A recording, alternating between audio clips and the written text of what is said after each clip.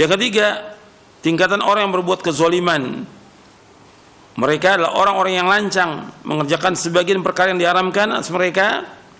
Jadi melakukan yang haram, berbuat dosa dan maksiat, dan melalaikan sebagian perkara yang diwajibkan mereka. Tapi mereka tetap masih ada pokok iman dalam hati mereka. Artinya masih mereka orang beriman, tidak dikafirkan.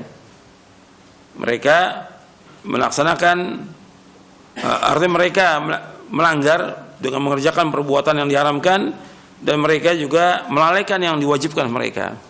Dan ini yang terbanyak dari kaum muslimin. Yang ketiga ini yang terbanyak dari kaum muslimin.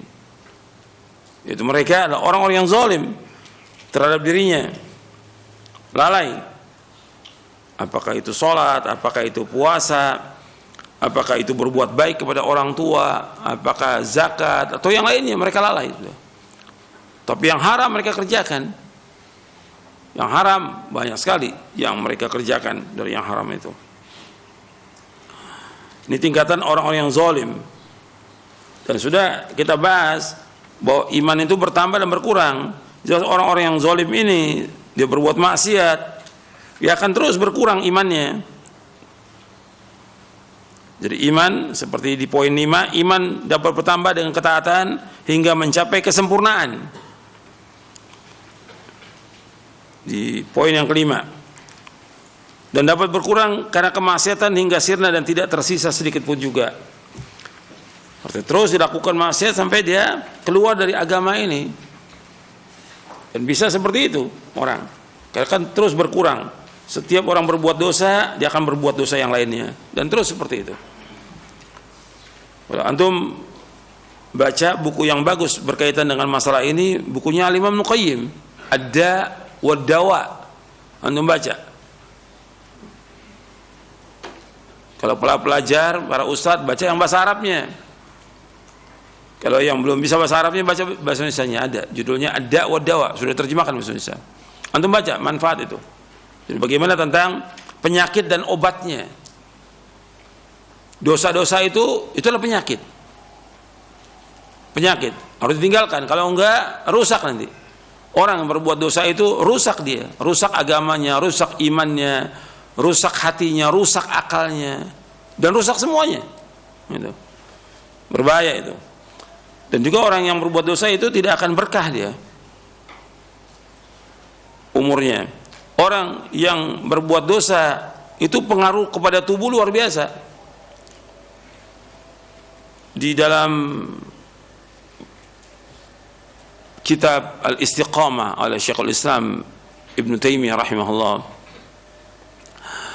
beliau membawakan tentang bagaimana dosa itu mempunyai pengaruh dalam kehidupan manusia dan juga kepada tubuhnya. Maka Allah berfirman dalam surah Ali Imran, yauma tabyaddu wujuh wa taswaddu wujuh. Yauma tabyaddu wujuh wa taswaddu wujuh. Pada hari yang muka itu berseri-seri putih muka mereka, dan pada hari itu juga yang muka itu hitam. Itu Allah berfirman berkaitan dengan nanti di akhirat.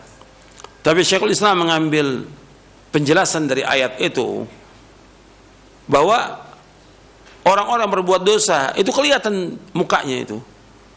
Mukanya bertambah hari bertambah jelek, bertambah hitam.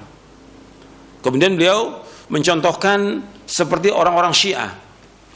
Orang Syiah karena tiap hari mereka berbuat dosa. Dosa yang paling besar mereka lakukan apa? Apa? Mencaci maki sahabat. Setiap hari mereka caci maki sahabat. Terutama dua sahabat yang besar yang dijamin masuk surga. Siapa? Abu Bakar dan Umar radhiyallahu anhuma. Dicaci. Makanya kata Syekhul Islam, bisa antum lihat mukanya itu tambah jelek, tambah jelek, tambah hitam. Itu terbukti dari zaman dulu sampai sekarang. Gitu. Jadi orang kalau berbuat dosa itu punya pengaruh kepada wajahnya, pengaruh kepada hatinya, pengaruh kepada akalnya. Maka ada orang-orang yang seperti tadi Syiah itu, rata-rata mereka itu di akhir hayatnya gila mereka. Gila. Karena apa? Dosa itu punya pengaruh kepada hati. Dosa punya pengaruh kepada akal.